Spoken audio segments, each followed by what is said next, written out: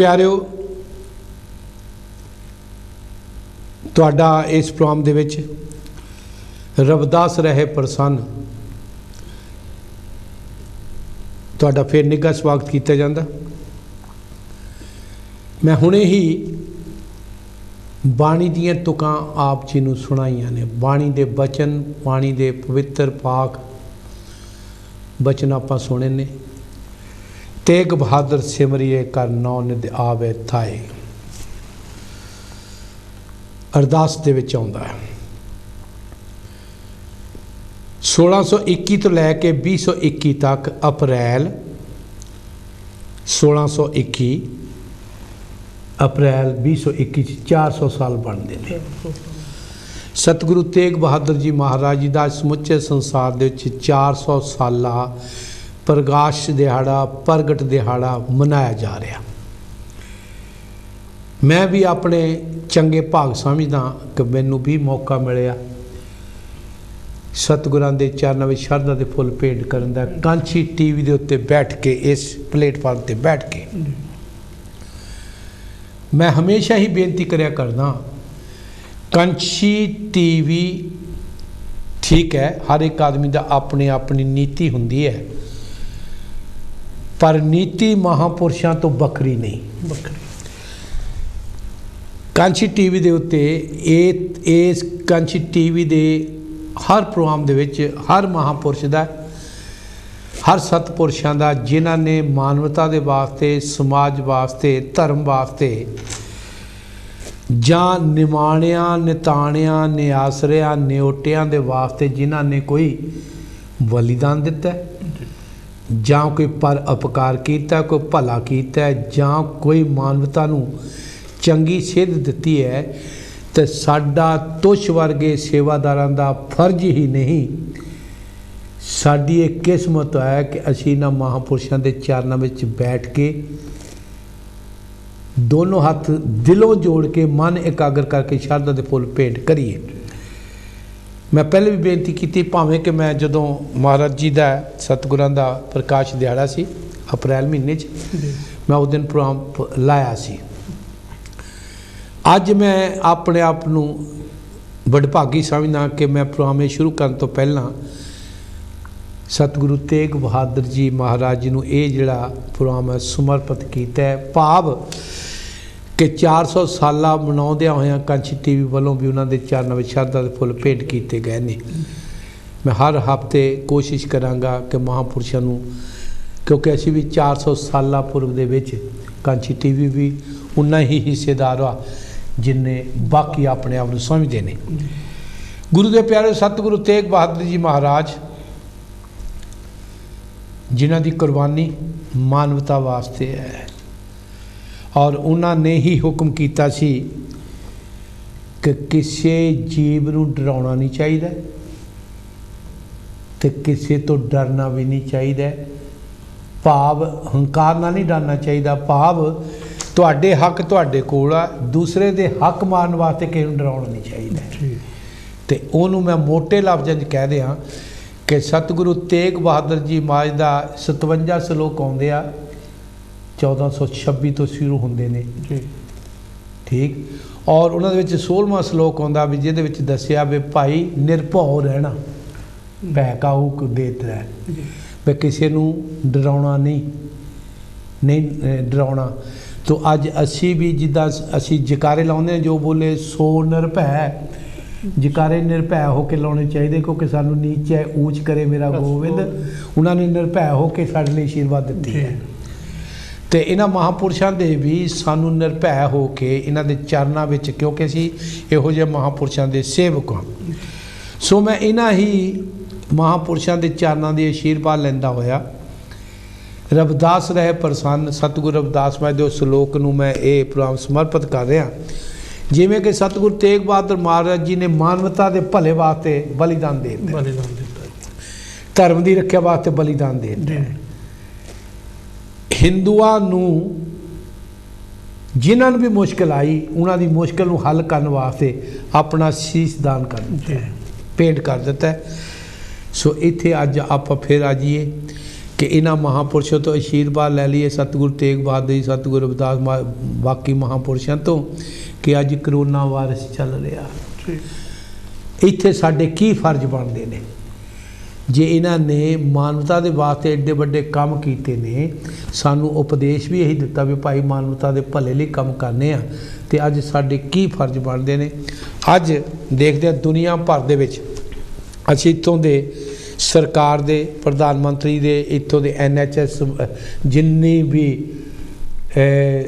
करिंदे ने, छोटे तो लैके बड़े तक NHS दे मैडिकल दे जो भी स्टाफ है, असीं इन्हां सारिਆਂ ਦਾ धन्नवाद करते हैं जिन्हां ने साडी रक्षा वास्ते हर तरह का उपराला कीता।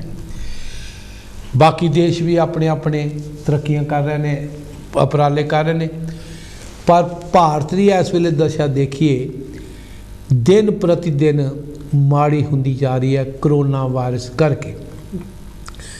देख रहे हैं कि टीके तो एक पासे, मास्क नहीं मिल रही हैं, डिस्टेंस का कोई ध्यान नहीं, टीकों का कोई इदां दा सिस्टम नहीं, दवाइयां का कोई सिस्टम नहीं, प्राइवेट हस्पताल जिहड़े ने उन्होंने लुट मचाई है और गरीब मर रहे ने, और गरीब भी अमीर भी किसी को ये बीमारी बख्शिश नहीं रही। और इत्थों तक देखते हैं रोज़ कबरां दे विच, शमशान घाटां दे विच मुर्दियां वास्ते जां जिहड़े इस बीमारी की भेंट चढ़ गए ने उन्हां वास्ते, उन्हां दा संस्कार करन वास्ते, दबाउण वास्ते भी कोई जगह नहीं मिल रही। वो लोग जिहड़े अपने परिजनां नूं, अपने घरदियां नूं, कोई उन्हां दा माँ आ, कोई बाप आ, कोई भैन आ, भरा आ, उन्हां दी अंतिम क्रिया करन वास्ते भी सड़कां ते, फुटपाथां ते, घरां दे डोरां दे अगे, विहड़ियां दे विच उन्हां दा संस्कार कर रहे ने। इहो जी हालात माड़ी है। फिर ना ऑक्सीजन मिल रही है जी, ना एंबूलेंस मिल रही है। सोशल मीडिया ते आपां देख रहे हैं कि इहो जे पत्रकार भी, प्रवक्ता भी, सरकारां दे प्रवक्ता भी खुल के सामने इस चीज़ की विरोधता कर रहे हैं भी जिहड़ियां चीज़ां नहीं होणियां चाहीदियां वो कीतियां जा रही, जिहड़ियां करन वालियां उन्हां नूं ध्यान नहीं दिता जा रहा। असीं नहीं कह रहे, तुसीं सोशल मीडिया भरिया पिया, पत्रकार रो रो के, पिट पिट के दस रहे आ, उन्होंने अखी डिठा हाल देखा लोगों का किवें जीव मर रहे ने। मैं क्लिप कहो तो 1000 क्लिप दिखा सकदा, पर देख के उदा ही रूह कंब जाती है, रूह कंब जाती है। देख रहे हैं चारे पासे बस दाह संस्कार ही हो रहे हैं। सैकड़े सैकड़े शमशान घाट दे विच, सड़कों के उत्ते, कोई पिंड दे विच एक जी पूरा हुंदा सी, सारा पिंड इकट्ठा होके जांदा सी, ठीक है ना। अज सड़कों के उत्ते कोई स्कूटर ते लैके आ रहा, कोई एंबूलेंस नहीं, कोई 3 व्हीलर च लैके आ रहा, कोई ट्राली ते पा के आ रहा, कोई उदा मोढ़ियां ते चुक के लिया रहा। मैं एक देख रहा सी कि उहदी भैन पूरी हो गई मुंडे दी, स्कूटर दे विचाले पिछे उहदा भरा बैठा बड़ा ते मोहरे वो स्कूटर चला रहा, मरी हुई भैन नूं सेंटर विच मरी हुई नूं स्कूटर ते चला के लगाए ने। मैं एक हाथ जोड़ के बेनती करदा, पहले तो असी गुरु दे उस परमात्मा दे चरनां 'च बेनतियां करिए, सच्चे पातशाह ये जिहड़ा कह रहा इहनूं बंद कर। मैं एक धार्मिक बिरती वाला, मेरा फर्ज बनता किसी नूं ये चीज़ चंगी लगती या नहीं लगती, पर जे दे घर दे विचों डॉक्टर भी जो अखीर हत्थ खड़े हो जाते हैं, वो भी कहते हैं भी जिन्होंने तुसीं मनदे आ उहदे अगे हत्थ जोड़ लो, मनदे आ। तो असी भी अज हत्थ जोड़ रहे हैं। डॉक्टर अपना तन मन के नाल जो भी सेवा कर रहे हैं उन्होंने धन्नवाद। जिहड़े लुट रहे हैं उन्होंने अकल आ जानी चाहिए भी इहो जे मौके नूं भी बख्श देना चाहिए। मानवता के रास्ते ते चल के उन्होंने माया इकट्ठी करने की बजाय कोई भला कर देना चाहिए। साडे फिर मंदिरों में जाके टल खड़काने या गुरु घर जाके मत्थे टेकने उन्होंने डॉक्टरों वास्ते शोभा नहीं दिंदा जिहड़े इस मौके ते कमाइयां कर लगे हुए हैं। मैं बहुत सारे क्लिप दिखानी चाहता। करोना वायरस के बारे तुसीं मेरे छोटे भाई की कहना चाहते? मैं इधर नूं तुरन लगा हूँ।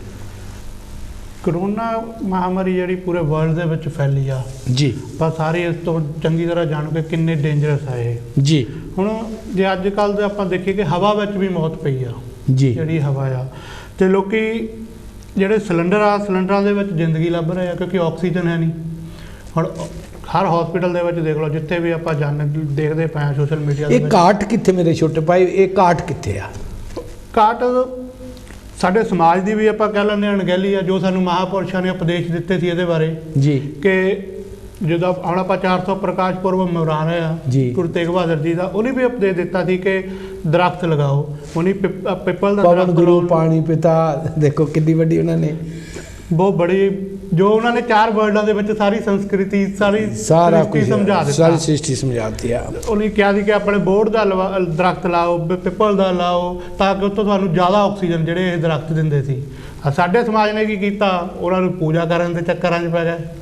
ਤੇ ਫਿਰ ਉਹਨੇ ਜਦੋਂ ਅਨੰਦਪੁਰ ਸਾਹਿਬ ਛੱਡਿਆ, ਅਨੰਦਪੁਰ ਸਾਹਿਬ ਤੋਂ ਜਾਂਦੇ ਜਾਂਦੇ ਦਿੱਲੀ ਤੱਕ ਉਹਨਾਂ ਨੇ ਕਿੰਨੇ ਖੂਹ ਪਟਵਾਏ, ਕਿੰਨੀਆਂ ਬੋਲੀਆਂ ਬਣਵਾਈਆਂ, ਤਾਂ ਕਿ ਲੋਕਾਂ ਨੂੰ ਪੀਣ ਲਈ ਸ਼ੁੱਧ ਪਾਣੀ ਮਿਲ ਸਕੇ, ਜਾਤ ਪਾਤ ਨਾ ਰਵੇ, ਜੀ, ਇੱਕੋ ਖੂਹ ਤੋਂ ਪਾਣੀ ਪੀਣ। ਜੀ, ਜੀ, ਠੀਕ ਹੈ। ਹੁਣ ਕੀ ਹੋ ਰਿਹਾ, ਨਾ ਸਾਡੇ ਘਰਾਂ ਦੇ ਵਿੱਚ ਦਰਖਤ ਆ, ਨਾ ਸਾਡੇ ਆਲੇ ਦੁਆਲੇ ਪਿੰਡਾਂ ਦੇ ਵਿੱਚ, ਸ਼ਹਿਰਾਂ ਦੇ ਵਿੱਚ ਤਾਂ ਕੀ ਰਹਿਣੇ, ਹੁਣ ਤਾਂ ਪਿੰਡਾਂ ਵਿੱਚ ਵੀ ਨਹੀਂ ਰਹੇ ਜੀ। ਤੇ ਹੁਣ ਆਕਸੀਜਨ ਅਸੀਂ ਕਿੱਥੋਂ ਲਵਾਂਗੇ, ਜਦ ਸਾਨੂੰ ਦਰਖਤ ਨੇ ਆਕਸੀਜਨ ਦੇਣੀ ਆ ਕਿਸੇ ਨੇ ਵੀ। ਸਾਡੇ ਪਿੰਡਾਂ ਸ਼ਹਿਰਾਂ ਦੇ ਵਿੱਚ ਨਾ ਕਿ ਆਲੇ ਦੁਆਲੇ ਦਰਖਤ ਨਹੀਂ। ਉਹਨੇ ਉਸ ਟਾਈਮ ਇਹ ਗੱਲ ਕੀਤੀ ਕਿ ਜਦੋਂ ਜੰਗਲ ਹੁੰਦੇ ਸੀ ਜੀ, ਉਦੋਂ ਤਾਂ ਆਕਸੀਜਨ ਦੀ ਕਮੀ ਨਹੀਂ ਸੀ। ਉਹਨਾਂ ਨੇ ਅੱਗੇ ਆਉਣ ਬਾਰੇ ਸਾਨੂੰ ਕੀਤਾ ਕਿ ਹੁਣ ਵੀ ਸਾਨੂੰ ਚਾਹੀਦਾ ਕਿ ਅਸੀਂ ਜਿਹੜੇ ਆ ਦਰਖਤ ਆਪਣੇ ਘਰ ਦੇ ਵਿੱਚ ਘੱਟੋ ਘੱਟ ਇੱਕ ਦਰਖਤ ਤਾਂ ਲਾਈਏ, ਜੀ, ਜਿਹਦੇ ਤੋਂ ਸਾਨੂੰ ਸ਼ੁੱਧ ਹਵਾ ਮਿਲ ਸਕੇ, ਆਕਸੀਜਨ ਮਿਲ ਸਕੇ। ਮੈਂ ਤੁਹਾਡੀਆਂ ਸਾਂਝਾਂ ਲੈਣੀਆਂ ਚਾਹੁੰਦਾ ਇਸ ਸੰਬੰਧ ਦੇ ਵਿੱਚ। ਅੱਜ ਪੰਜਾਬ ਦੇ ਵਿੱਚ ਰੋਜ਼ ਦੇਖਦੇ ਹਾਂ ਕਿੰਨੇ ਸੈਂਕੜੇ ਮੌਤਾਂ ਹੋ ਰਹੀਆਂ ਨੇ, ਦਿੱਲੀ ਵਿੱਚ ਕਿੰਨੀਆਂ ਹੋ ਰਹੀਆਂ ਨੇ, ਮਹਾਰਾਸ਼ਟਰ ਵਿੱਚ ਕਿੰਨੀਆਂ ਹੋ ਰਹੀਆਂ ਨੇ। ਭਾਰਤ ਇਸ ਵੇਲੇ ਲੱਖਾਂ ਦੀ ਤਾਦਾਦ ਵਿੱਚ ਰੋਜ਼ ਜਿਹੜੇ ਮਰੀਜ਼ ਪੋਜ਼ਿਟਿਵ ਆ ਰਹੇ ਨੇ। ਮੈਂ ਤੁਹਾਡੀਆਂ ਸਲਾਹਾਂ ਲੈਣੀਆਂ ਚਾਹੁੰਦਾ, ਤੁਸੀਂ ਫੋਨ ਕਰੋ, ਇਹ ਘਾਟ ਕਿੱਥੇ ਆ, ਕਿਹਦੀ ਅਣਗਹਿਲੀ ਆ। ਚਲੋ ਬਿਮਾਰੀ ਤਾਂ ਇੱਥੇ ਵੀ ਆਈ ਸੀ, ਇੰਗਲੈਂਡ 'ਚ ਵੀ ਆਈ ਆ, ਲੇਕਿਨ ਇੰਗਲੈਂਡ ਨੇ ਇਹਦੇ ਉੱਤੇ ਕੰਟਰੋਲ ਕੀਤਾ ਜੀ, ਕੰਟਰੋਲ ਕੀਤਾ। ਤੇ ਸਾਡੇ ਭਾਰਤ ਵਿੱਚ ਇਹਨਾਂ ਚੀਜ਼ਾਂ ਦੇ ਵਿੱਚ ਅਣਗਹਿਲੀਆਂ ਕਿਉਂ ਵਰਤੀਆਂ ਗਈਆਂ, ਜਿਹਦੇ ਕਰਕੇ ਅੱਜ ਮਾਨਵਤਾ ਦਾ ਘਾਣ ਹੋ ਰਿਹਾ। ਆਕਸੀਜਨ ਨਹੀਂ ਮਿਲ ਰਹੀ, ਹਸਪਤਾਲ ਨਹੀਂ ਕਿਤੇ ਖੁੱਲ੍ਹੇ ਹੋਏ, ਬੇਰੁਜ਼ਗਾਰੀ ਆ, ਰੋਜ਼ ਹੀ ਲੋਕਡਾਊਨ ਲੱਗਦੇ ਨੇ, ਲੋਕੀ ਤਾਂ ਉੱਦਾਂ ਭੁੱਖੇ ਮਰ ਰਹੇ ਆ। ਇੱਕ ਬਿਮਾਰੀ ਮਾਰ ਰਹੀ ਹੈ, ਇੱਕ ਭੁੱਖ ਮਾਰ ਰਹੀ ਹੈ। ਤੇ ਇਹਦੇ ਵਿੱਚ ਮੈਂ ਤੁਹਾਡੇ ਸਾਰਿਆਂ ਦੀ, ਤੁਸੀਂ ਫੋਨ ਕਰੋ ਭਾਈ, ਕਿਹਦੀ ਕਮਜ਼ੋਰੀ ਹੈ, ਕਿਹਦੀ ਅਣਗਹਿਲੀ ਆ। ਸੋ ਗੁਰੂ ਦੇ ਪਿਆਰਿਓ, ਮੈਂ ਉਸ ਤੋਂ ਬਾਅਦ ਬਾਕੀ ਦੇ ਫਿਰ ਕਲਿੱਪ ਬਾਅਦ ਦਿਖਾਵਾਂਗਾ, ਪਰ ਸਭ ਤੋਂ ਪਹਿਲਾਂ ਜਿਹੜੀ ਕਰੋਨਾ ਵਾਇਰਸ ਦਾ ਇਸ ਵੇਲੇ ਭਿਆਨਕ ਰੂਪ ਧਾਰਨ ਕਰ ਚੁੱਕੇ ਨੇ। ਹਜ਼ਾਰਾਂ ਸਾਡੇ ਭਾਈ ਭਰਾ, ਰਿਸ਼ਤੇਦਾਰ, ਸਾਕ ਸੰਬੰਧੀ, ਉਹ ਵੀ ਭਾਵੇਂ ਮੇਰਾ ਕੁਛ ਵੀ ਨਹੀਂ ਲੱਗਦਾ, ਲੇਕਿਨ ਭਾਰਤੀ ਹੋਣ ਦੇ ਨਾਤੇ, ਭਾਵੇਂ ਕੋਈ ਅਮਰੀਕਾ 'ਚ ਰਹਿੰਦਾ, ਕਿਤੇ ਵੀ ਰਹਿੰਦਾ, ਉਹ ਵੀ ਕਿਸੇ ਦੇ ਮਾਂ ਬਾਪ ਨੇ, ਉਹ ਵੀ ਕਿਸੇ ਦੇ ਭੈਣ ਭਰਾ ਨੇ। ਮਾਨਵਤਾ ਦੇ ਤੌਰ 'ਤੇ ਜਿਹੜਾ ਦੁਨੀਆ ਦੇ ਵਿੱਚ ਇਹ ਚੱਲਿਆ, ਮੈਂ ਜਿੱਥੇ ਤੱਕ ਭਾਰਤ ਦੀ ਗੱਲ ਕਰਦਾ, ਜਿੱਥੇ ਸਾਡਾ ਜਾਣ ਪਛਾਣ ਹੈਗੀ ਆ, ਅਸੀਂ ਕੋਸ਼ਿਸ਼ ਕਰੀਏ ਕਿ ਉਹਨਾਂ ਦੇ। ਹਾਂ, ਮੈਂ ਇੱਥੇ ਗੱਲ ਕਹਿਣੀ ਚਾਹੁੰਦਾ, ਜਦੋਂ ਕਰੋਨਾ ਵਾਇਰਸ ਚੱਲਿਆ ਸੀ, ਲੋਕਾਂ ਨੇ ਇੱਥੇ ਲੱਖਾਂ ਕਰੋੜਾਂ ਰੁਪਏ ਭੇਜੇ ਲੰਗਰਾਂ ਵਾਸਤੇ, ਘਰਾਂ 'ਚ ਰਾਸ਼ਨ ਵਾਸਤੇ, ਹਰ ਤਰੀਕੇ ਦੇ ਨਾਲ ਸਹਾਇਤਾ ਕੀਤੀ। ਹੁਣ ਦੇਖੋ, ਮੈਂ ਕੱਲ੍ਹ ਦੇਖ ਰਿਹਾ ਸੀ, ਸਾਡੇ ਇੱਕ ਵੀਰ ਜਿਹੜਾ ਕਿ ਕਿਸੇ ਆਪਣੇ 에ਅਰਲਾਈਨ ਦੇ ਵਿੱਚ, ਮੈਂ ਨਾਂ ਨਹੀਂ ਲਾਉਣਾ ਚਾਹੁੰਦਾ TV ਦੇ ਉੱਤੇ, 에ਅਰਲਾਈਨ ਦੇ ਵਿੱਚ ਪਾਇਲਟ ਆ, ਉਹ ਪਾਇਲਟ ਲੈ ਕੇ ਆਕਸੀਜਨ ਦਾ ਇੱਥੋਂ ਲੈ ਕੇ ਗਿਆ ਜੀ, ਆਪਣੀ ਡਿਊਟੀ ਸਮਝੀ। ਔਰ ਹੋਰ ਉਹਨਾਂ ਦੇ ਨਾਲ ਬਹੁਤ ਸਾਰੇ ਸਾਥੀ ਹੈ, ਮੈਂ ਨਾਲ ਲੈਣ ਲੱਗਿਆ ਵੀ ਝਿਜਕਾ ਨਹੀਂ। ਸਾਡੇ ਸਤਿਕਾਰਯੋਗ ਭਰਾ, ਮੈਂ ਉਹਨਾਂ ਦਾ ਸਤਿਕਾਰ ਕਰਦਾ, ਜਿਹੜੇ ਐਡੇ ਐਡੇ ਵੱਡੇ ਕੰਮ ਕਰਦੇ ਨੇ, ਖਾਲਸਾ ਏਡ ਵਾਲੇ ਆ। ਉਹਨਾਂ ਦੇ ਦੇਖੋ ਕਿ ਲੋਕਾਂ ਤੋਂ ਲੈ ਕੇ ਕਿੱਦਾਂ ਉੱਥੇ ਸਮਾਜ ਦੀ ਸੇਵਾ ਕਰ ਰਹੇ ਨੇ।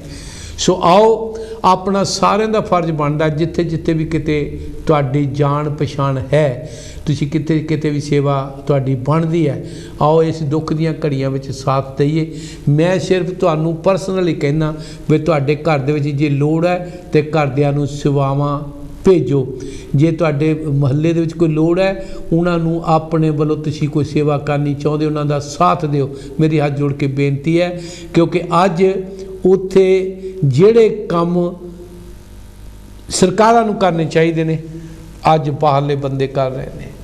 ਸੋ ਮੈਂ ਤੁਹਾਡੇ ਸਲਾਹ ਲੈਣੀ ਚਾਹੁੰਦਾ ਵੀ ਤੁਸੀਂ ਇਹ ਦੱਸੋ ਵੀ ਜਿਹੜੇ ਇਹ ਕੰਮ ਆ ਜਿਹੜੇ ਅੱਜ ਸਾਡੇ ਐਡਾ ਵੱਡਾ ਪਹਿਲੇ ਕੁਛ ਵੀ ਨਹੀਂ ਸੀ ਹੁੰਦਾ ਜੀ, ਹਜ਼ਾਰਾਂ ਤੋਂ ਲੱਖਾਂ ਤੱਕ, ਲੱਖਾਂ ਤੋਂ ਰੋਜ਼ ਲੱਖਾਂ ਦੇ ਲੱਖਾਂ ਆਉਂਦੇ ਆ, ਇਹਦਾ ਕਾਰਨ ਕੀ ਹੈ? ਜੇ ਆਕਸੀਜਨ ਨਹੀਂ ਮਿਲਦੀ, ਦੇਖੋ ਜੇ ਆਕਸੀਜਨ ਦਿੱਤੀ ਜਾਂਦੀ ਤਾਂ ਪੈਸੇ ਐਡੇ ਲੈ ਕੇ ਜਿਹਦੇ ਕੋਲ ਜਿਹੜਾ ਇੱਕ ਗਰੀਬ ਆ ਉਹਨੂੰ ਨਹੀਂ ਦਿੱਤੀ ਜਾਂਦੀ, ਜਿਹਦੇ ਕੋਲ ਜ਼ਿਆਦਾ ਪੈਸੇ ਆ ਜਾਂ ਉਹ ਤੋਂ ਜ਼ਿਆਦਾ ਜਾਂ ਉਹ ਤੋਂ ਜ਼ਿਆਦਾ, ਜਿਹਦੇ ਕੋਲ ਜ਼ਿਆਦਾ ਪੈਸੇ ਆ ਉਹਨੂੰ ਆਕਸੀਜਨ ਦਿੱਤੀ ਜਾਂਦੀ ਹੈ। ਅਸੀਂ ਦੇਖ ਰਹੇ ਹਾਂ ਹਸਪਤਾਲਾਂ, ਪ੍ਰਾਈਵੇਟ ਹਸਪਤਾਲਾਂ ਨੇ ਲੁੱਟ ਮਚਾਈ ਹੈ, ਉੱਥੇ ਚੀਕ ਚਿਹਾੜੇ ਪਏ ਨੇ। ਕੀ ਉਹਨਾਂ ਦੇ ਉੱਤੇ ਵੀ ਕੋਈ ਨਕੇਲ ਕੱਸੀ ਜਾ ਸਕਦੀ ਹੈ? ਕਿਉਂਕਿ ਇਸ ਵੇਲੇ ਦੁਖਦਾਈ ਸਮੇਂ ਦੇ ਵਿੱਚ ਮੈਂ ਤੁਹਾਡੀਆਂ ਸਲਾਹਾਂ ਉਡੀਕਦਾ। ਪਲੀਜ਼ ਕਿਰਪਾ ਕਰਕੇ ਫੋਨ ਕਰੋ ਵੀ ਸਾਨੂੰ ਕੀ ਕਰਨਾ ਚਾਹੀਦਾ ਹੈ। ਬਾਕੀ ਜਿਵੇਂ ਸਾਨੂੰ ਸਹਾਇਤਾ ਦੀ ਲੋੜ ਪਈ, ਸੋ ਇਹ ਕੰਚ TV ਦੇ ਪ੍ਰਬੰਧਕ ਆਪਣੇ ਆਪ ਸੋਚਣਗੇ ਵੀ ਜਿੱਥੇ ਕਿਤੇ ਵੀ ਇਹਨਾਂ ਦੀ ਲੋੜ ਪੈਂਦੀ ਆ, ਬਾਕੀ ਦੇ ਦੇਸ਼ਾਂ ਵਿੱਚੋਂ ਵੀ ਆ ਦੇਸ਼ ਵਾਸਤੇ। ਸੋ ਸੇਵਾਵਾਂ। ਜੈ ਗੁਰਦੇਵ ਜੀ। ਹੈਲੋ ਜੀ। ਜੈ ਗੁਰਦੇਵ। ਸ਼ੌਂਕੀ ਸਾਹਿਬ ਜੀ। ਮੈਂ ਸਵਰਨ ਰਾਹੀ ਬੋਲ ਰਿਹਾ ਜੀ। ਜੀ ਹੈਲੋ ਜੀ। ਹਾਂਜੀ ਹਾਂਜੀ ਮੈਂ ਸੁਣ ਰਿਹਾ ਜੀ। ਮੈਂ ਸਵਰਨ ਰਾਹੀ ਬੋਲ ਰਿਹਾ ਸਾਊਥ ਹਾਲ ਤੋਂ ਜੀ। ਜੀ। ਸਭ ਤੋਂ ਪਹਿਲਾਂ ਤਾਂ ਜਿਹੜੀਆਂ ਗਵਰਨਮੈਂਟ ਦੀਆਂ ਇੰਸਟਰਕਸ਼ਨਾਂ ਹੈਗੀਆਂ ਜੀ, ਜੇ ਆਪਾਂ ਉਹਨਾਂ ਨੂੰ ਫੋਲੋ ਕਰੀਏ ਧਿਆਨ ਨਾਲ ਸਾਰੀਆਂ ਨੂੰ ਹੀ, ਜੀ ਤੇ ਕੁਝ ਨਾ ਕੁਝ ਸਾਡਾ ਫਾਇਦਾ ਹੋ ਸਕਦਾ ਆ ਜੀ ਜੀ। ਜਿਵੇਂ ਕਿ ਮਾਸਕ ਪਾ ਕੇ ਰੱਖਣੀ ਜੀ, ਦੂਰੀ ਬਣਾ ਕੇ ਰੱਖਣੀ, ਹੱਥ ਧੋਣੇ ਵਗੈਰਾ ਵਗੈਰਾ। ਤੇ ਇੱਕ ਲਾਸਟ ਹੈਗੀ ਵੀ ਗਵਰਨਮੈਂਟ ਦਾ ਇਹ ਵੀ ਕਹਿਣਾ ਆ ਕਿ ਇੱਕ ਫੈਮਿਲੀ ਦੇ ਇੱਕ ਥਾਂ ਇਕੱਠੇ ਵੀ ਹੋ ਸਕਦੇ ਆ ਜੀ। ਤੇ ਜੇ ਆਪਾਂ ਵੀ ਸਾਰੇ ਇੱਕ ਫੈਮਿਲੀ ਵਰਗੇ ਬਣ ਕੇ ਰਹੀਏ ਜੀ। ਤੇ ਇਹ ਸਹੂਲਤ ਸਾਨੂੰ ਵੀ ਮਿਲ ਸਕਦੀ ਆ। ਰਾਹੀ ਜੀ, ਰਾਹੀ ਜੀ, ਹਾਂਜੀ। ਤੁਸੀਂ ਹੁਣੇ ਕੀਤੀ ਵੀ ਦੂਰੀ ਬਣਾ ਕੇ ਰੱਖੋ, ਹੱਥ ਧੋ ਕੇ ਰੱਖੋ। ਜਿੱਥੇ ਲੱਖ ਆਦਮੀ ਦੀ ਰੈਲੀ ਹੋ ਰਹੀ ਹੈ ਉੱਥੇ ਕਿਹੜੀਆਂ ਟੂਟੀਆਂ ਲੱਗੀਆਂ ਆ? ਵੈਲ ਹੈ ਤਾਂ ਨਹੀਂ, ਵੈਸੇ ਤਾਂ ਜਿਹੜੀ ਹੁਣ ਇੰਡੀਆ ਦੀ ਗੱਲ ਚੱਲ ਰਹੀ ਆ ਜੀ, ਇੰਡੀਆ ਵਿੱਚ ਤੇ ਕੁਝ ਲੋਕਾਂ ਕੋਲ ਤੇ ਖਾਣ ਨੂੰ ਦਾਣੇ ਹੈ ਨਹੀਂ ਜੀ, ਤੇ ਉਹ ਸਾਬਣ ਕਿੱਥੋਂ ਲਿਆਉਣਗੇ? ਠੀਕ ਹੈ ਨਾ। ਇਹ ਮਜਬੂਰੀਆਂ ਵੀ ਕਈ ਸਾਨੂੰ ਸਾਡਾ ਪਿੱਛਾ ਨਹੀਂ ਛੱਡਦੀਆਂ ਨਾ। ਇਦਾਂ ਦੀਆਂ ਚੀਜ਼ਾਂ ਦਾ ਵੀ ਗਵਰਨਮੈਂਟ ਨੂੰ ਧਿਆਨ ਦੇਣਾ ਚਾਹੀਦਾ। ਜੀ। ਪਰ ਗਵਰਨਮੈਂਟ ਹੀ ਸਾਡੀਆਂ ਲਈ ਇਹਨਾਂ ਵੱਲ ਧਿਆਨ ਨਹੀਂ ਦਿੰਦੀ ਤਾਂ ਅਸੀਂ ਕੀ ਕਰਾਂਗੇ? ਹੁਣ ਇੱਕ ਪਾਸੇ ਡਿਸਟੈਂਸ ਕਹਿ ਰਹੇ ਆ, ਇੱਕ ਪਾਸੇ ਕਰੋੜਾਂ ਆਦਮੀ ਹਰਿਦੁਆਰ ਦੇ ਵਿੱਚ ਕੁੰਭ ਦਾ ਮੇਲਾ ਮਨਾ ਰਹੇ ਆ, ਉੱਥੇ ਤੁਹਾਡਾ ਕੀ ਹੋਊਗਾ? ਉਹਦੇ ਤੇ ਉਹੀ ਗੱਲ ਵੀ ਅਸੀਂ ਉਹ ਜਿੱਦਾਂ ਕਹਿੰਦੇ ਹੁੰਦੇ ਲਖੀਰ ਦੇ ਫਕੀਰ ਹੈਗੇ ਆ ਜੀ, ਲੱਗੇ ਹੋਏ ਆ, ਦੇਖੋ ਦੇਖੀ ਤੁਰੇ ਫਿਰਦੇ ਆ, ਚੱਲੇ ਜਾਂਦੇ ਆ ਤੇ ਲੇਕਿਨ ਉਸ ਬਾਰੇ ਵਿਚਾਰ ਨਹੀਂ ਕਰਦੇ। ਜਿੰਨਾ ਚਿਰ ਅਸੀਂ ਉਹਦੇ ਤੇ ਵਿਚਾਰ ਨਹੀਂ ਕਰਦੇ ਜੀ, ਉਹਨਾਂ ਚਿਰ ਸਾਨੂੰ ਉਹ ਚੀਜ਼ ਦੇ ਸਹੀ ਗਲਤ ਦਾ ਪਤਾ ਨਹੀਂ ਲੱਗਦਾ। ਫਿਰ ਇਹਦਾ ਇਲਾਜ ਕੀ ਆ? ਇਹਦਾ ਇਲਾਜ ਕੀ ਆ? ਇਲਾਜ ਇਹਦਾ ਕੁਝ ਵੀ ਨਹੀਂ, ਵੀ ਥੋੜਾ ਪਛਾਣ ਹਟ ਕੇ ਰਹੋ ਤੇ ਬਸ। ਨਹੀਂ, ਆਪਾਂ ਰਾਹੀ ਜੀ ਦੁਖੀ ਆ। ਜਿਹਨਾਂ ਦੀ ਜ਼ਿੰਮੇਵਾਰੀ ਆ, ਰਾਜਾ ਦਾ ਫਰਜ਼ ਬਣਦਾ ਪ੍ਰਜਾ ਦੀ ਰਾਖੀ ਕਰਨਾ। ਪ੍ਰਸ਼ਾਸਨ ਦੀ ਜ਼ਿੰਮੇਵਾਰੀ ਬਣਦੀ ਹੈ ਵੀ ਜਿਹੜੀਆਂ ਹੁਣ ਪ੍ਰਸ਼ਾਸਨ ਵੀ ਕੀ ਕਰੇ ਜਦੋਂ ਉੱਤੋਂ ਨਹੀਂ ਕੋਈ ਮਿਲਦਾ। ਉਹਨੇ ਵੀ ਹੁਣ ਨਵੀਆਂ ਗਾਈਡਲਾਈਨ ਜਿਹੜੀਆਂ ਤੁਹਾਨੂੰ ਮੇਰੇ ਖਿਆਲ ਸ਼ਾਇਦ ਪਤਾ ਵੀ ਹੋਵੇ ਕਿ ਉਹਨੇ ਕੀ। ਧੰਨਵਾਦ ਰਾਹੀ ਜੀ, ਤੁਹਾਡਾ ਬਹੁਤ ਬਹੁਤ ਮਿਹਰਬਾਨੀ। ਕਿਉਂਕਿ ਪੰਜਾਬ ਗਵਰਨਮੈਂਟ ਨੇ ਹੁਣ ਜਿਹੜੀਆਂ ਨਵੀਆਂ ਗਾਈਡਲਾਈਨ ਸ਼ੁਰੂ ਕੀਤੀਆਂ 15 ਮਈ ਤੱਕ ਜੀ, ਉਹਦੇ ਵਿੱਚ ਜਿਹੜੀਆਂ ਨਾਨ ਅਸੈਂਸ਼ੀਅਲ ਸ਼ਾਪਸ ਆ ਉਹ ਬੰਦ ਰਹਿਣਗੀਆਂ ਜੀ। ਤੇ ਜਿਹੜੇ ਹੁਣ ਸਾਡੇ ਜਿਹੜੇ ਲੋਕ ਕਿੱਤਾ ਜਿਹੜੇ ਅਸੈਂਸ਼ੀਅਲ ਸ਼ੋਪਾਂ ਵਾਲੇ ਨਹੀਂ ਹੈਗੇ, ਜਿਹੜੇ ਕਿ ਕਰਿਆਨਾ ਸ਼ੋਪਾਂ ਪਿੰਡਾਂ ਵਿੱਚ ਹੁੰਦੀਆਂ ਜਾਂ ਸ਼ਹਿਰਾਂ ਦੇ ਵਿੱਚ ਹੁੰਦੀਆਂ, ਸਾਡੇ ਲੋਕ ਤਾਂ ਉਹੀ ਕਰ ਰਹੇ ਆ। ਤੇ ਬਿਜ਼ਨਸ ਦਾ ਕੋਈ ਕਰ ਨਹੀਂ ਰਿਹਾ ਕਿ ਜਿਨ੍ਹਾਂ ਨੇ ਉਹ ਖਾ ਲੈਣਾ, ਉਹਨਾਂ ਲਈ ਬਹੁਤ ਜ਼ਿਆਦਾ ਹਾਰਡ ਹੋ ਗਿਆ। ਆਪਣੇ ਅਮਨਦੀਪ ਜੀ, ਜੀ, ਗਰੀਬੀ ਦਾ ਕਿਸੇ ਜਾਤ ਨਾਲ ਕੋਈ ਸੰਬੰਧ ਨਹੀਂ। ਨਹੀਂ ਜੀ, ਗਰੀਬੀ ਹਰ ਜਾਤ, ਜਿਹੜੀਆਂ ਜਾਤਾਂ ਸੀ ਬਣਾਈਆਂ ਨਾ, ਹਰ ਵਰਗ ਵਿੱਚ ਗਰੀਬੀ ਹੈ ਜੀ। ਜੇ ਕਹੀਏ ਨਾ ਵੀ ਜ਼ਮੀਨਾਂ ਸਾਰਿਆਂ ਕੋਲ ਆ, ਸਾਰਿਆਂ ਕੋਲ ਸਾਰਿਆਂ ਕੋਲ ਨਹੀਂ ਹੈਗੀ ਠੀਕ ਹੈ ਨਾ। ਜੇ ਕਹਿਣ ਵੀ ਜੱਟ ਅਸੀਂ ਜ਼ਮੀਨਾਂ ਵਾਲੇ ਆ, ਸਾਰੇ ਜੱਟਾਂ ਕੋਲ ਵੀ ਜ਼ਮੀਨਾਂ ਨਹੀਂ ਹੈਗੀਆਂ ਤੇ ਉਹ ਵੀ ਤਕਰੀਬ ਹੋ ਸਕਦੇ ਆ। ਅਸੀਂ ਇਹ ਕਹਿੰਦੇ ਆ ਵੀ ਜਿਸ ਵੀ ਬੰਦੇ ਨੂੰ ਲੋੜ ਇਸ ਵੇਲੇ ਹੈਗੀ ਆ, ਉਹਦੇ ਨਾਲ ਸਾਨੂੰ ਹਮਦਰਦੀ ਰੱਖਣੀ ਪਏਗੀ। ਜੀ ਜੀ ਹਾਂਜੀ, ਜੈ ਗੁਰਦੇਵ ਜੀ। ਹਾਂਜੀ ਸ਼ੌਂਕੀ ਸਾਹਿਬ ਜੀ, ਜੈ ਗੁਰਦੇਵ ਜੀ। ਧੰਨ ਗੁਰਦੇਵ ਜੀ, ਧੰਨ ਗੁਰਦੇਵ ਮਹਿਮੀ ਸਾਹਿਬ ਜੀ ਆਨ ਜੀ। ਹਾਂਜੀ, ਸਾਰੀ ਸਤਿਕਾਰਯੋਗ ਸੰਗਤ ਨੂੰ ਵੀ ਜੈ ਗੁਰਦੇਵ ਜੀ। ਧੰਨ ਗੁਰਦੇਵ ਨਾਲ ਜੁੜੀ ਪਈ ਜੀ।